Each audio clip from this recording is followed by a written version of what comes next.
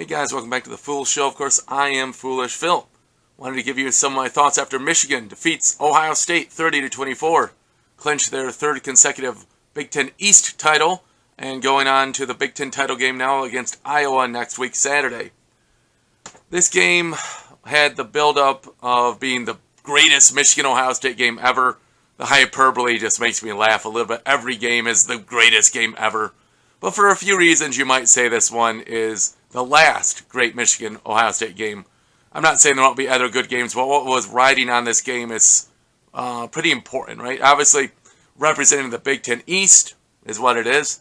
You also have the other factors of college football is stacked this year. You have so many teams with one loss, like Texas and Oregon, who will probably play Washington in the Pac-12 game, and you have just a lot of teams. Florida State, right, undefeated too. You have a lot of teams there. So I think the College Football Committee is going to value winning the winning the conference championship game a lot when you look at who's going to make that Final Four of the playoff. Speaking of that, this is the last year of the Final Four, right?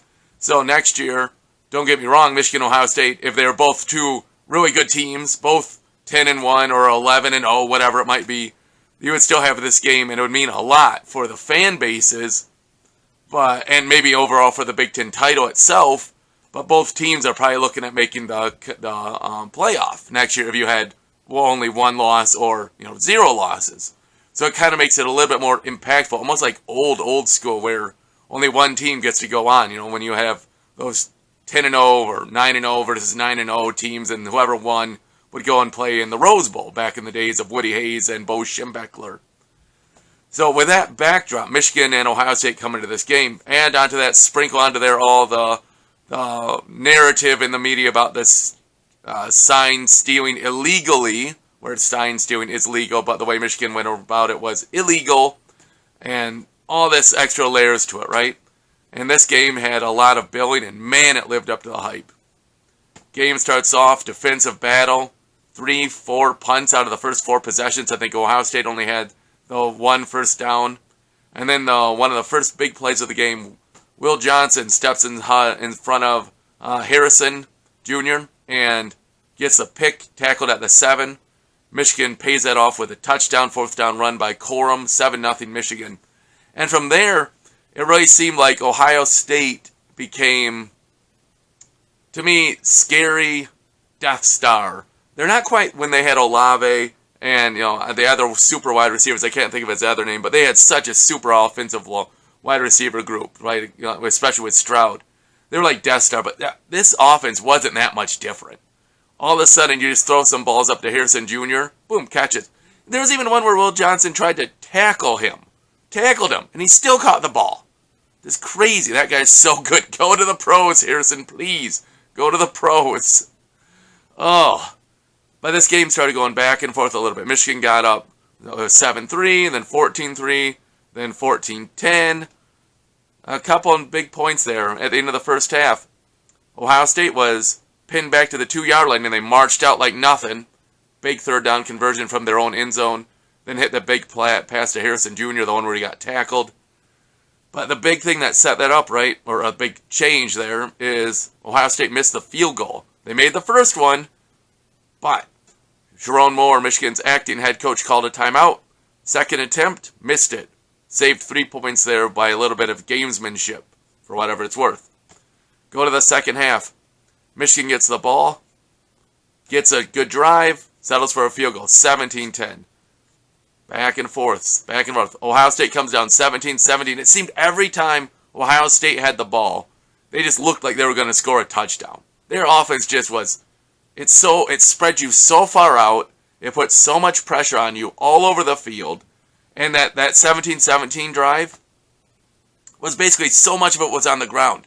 I got so nervous. This is a bad sign. Michigan was just gashed up the middle, could not stop the run.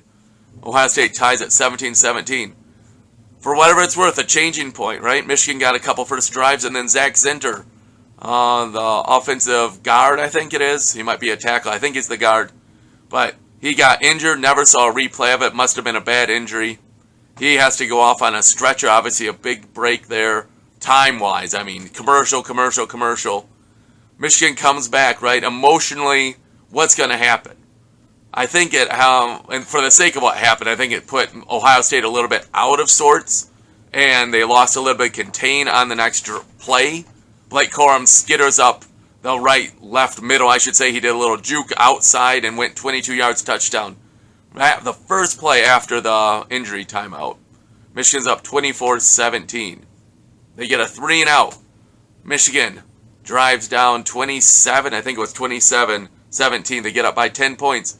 Ohio State comes right back. Just boom, boom, boom, boom. Harrison on a nice crossing route. Somehow Michigan let him get covered by a linebacker, Junior Colson. Easy peasy. I mean, their first touchdown, too. Crossing pattern. Ohio State has so much speed. Michigan was in, there's no way you can keep with them in that trail technique in man coverage. Sets it up 27-24. Michigan gets the ball back. About 8 minutes to go. 8 minutes to go. And just starts grinding the clock. Burning through the clock. Run first down, run first down, run first down, run first down. 4 straight running first downs I got in my book. Marched it all the way down. Ohio State had to burn 2 of their timeouts. Maybe it was all 3. I think it was all 3 by the end. But they had to settle for a field goal. I got to admit, I didn't like the call. I did not like the call. First off, I didn't like the third down play. I wanted JJ to have the chance to throw it. I wanted JJ to have the chance to run it.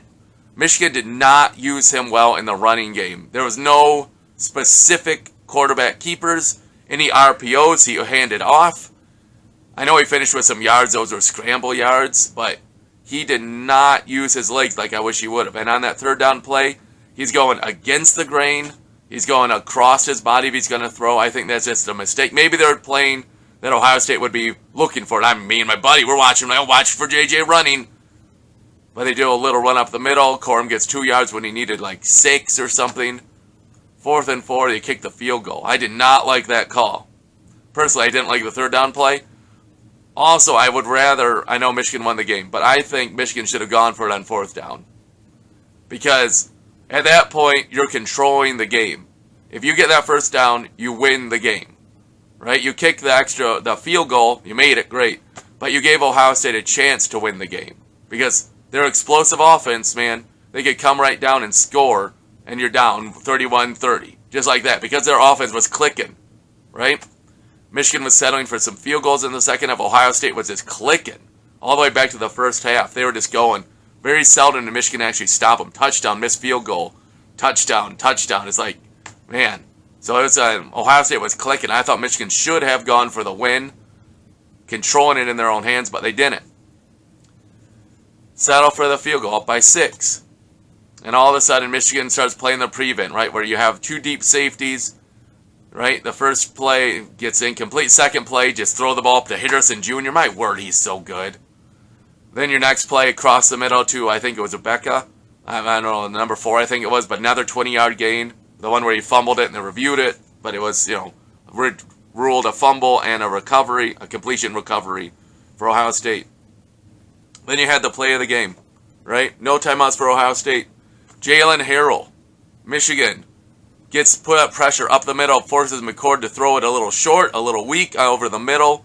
Diving Rodmore makes the catch, interception, gets the win, man. Just, my heart was beating and racing like the whole game. What a game. I mean, just a few thoughts. Like, this was just one of the best games I've seen. And I can only, for the sake of it,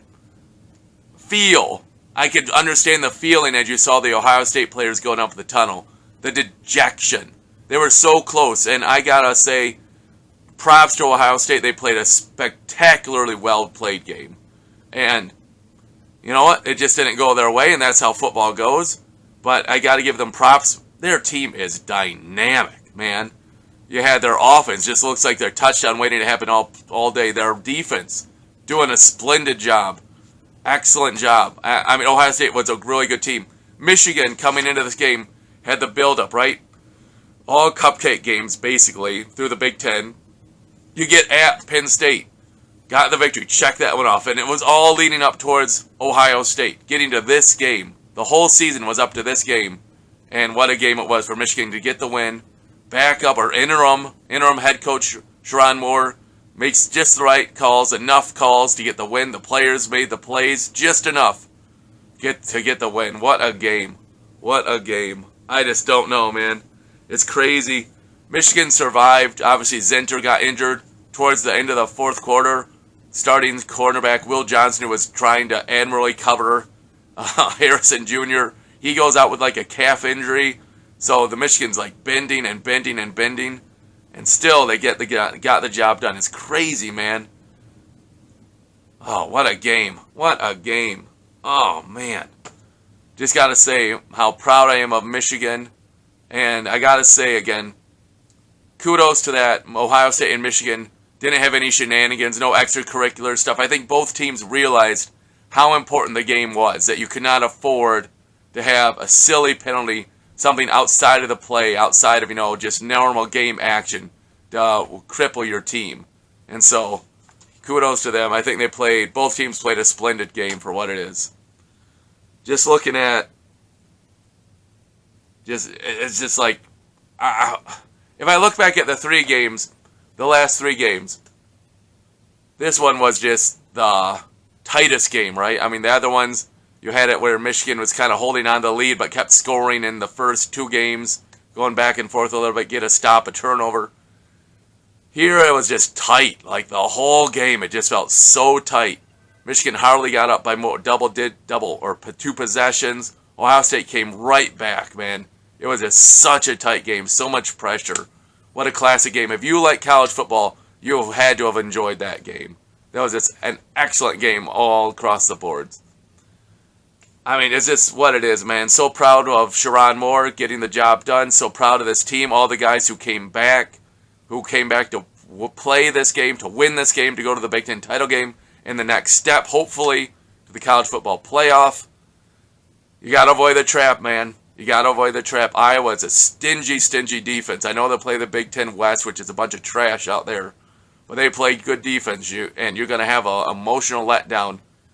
You hope in the big scheme of things that Coach Harbaugh coming back is going to be an emotional boost to this team, that they'll help them refocus, not have that trap game aspect. And I think with so many veterans coming back, that trap game is not going to happen. I really hope. Man, what a game. Michigan wins 30-24. I mean, who could you say is the star of the game? I don't know, man. Just crazy. Just a game that was so well played. There's no player that really stands out. Just an excellent game by two excellent football teams.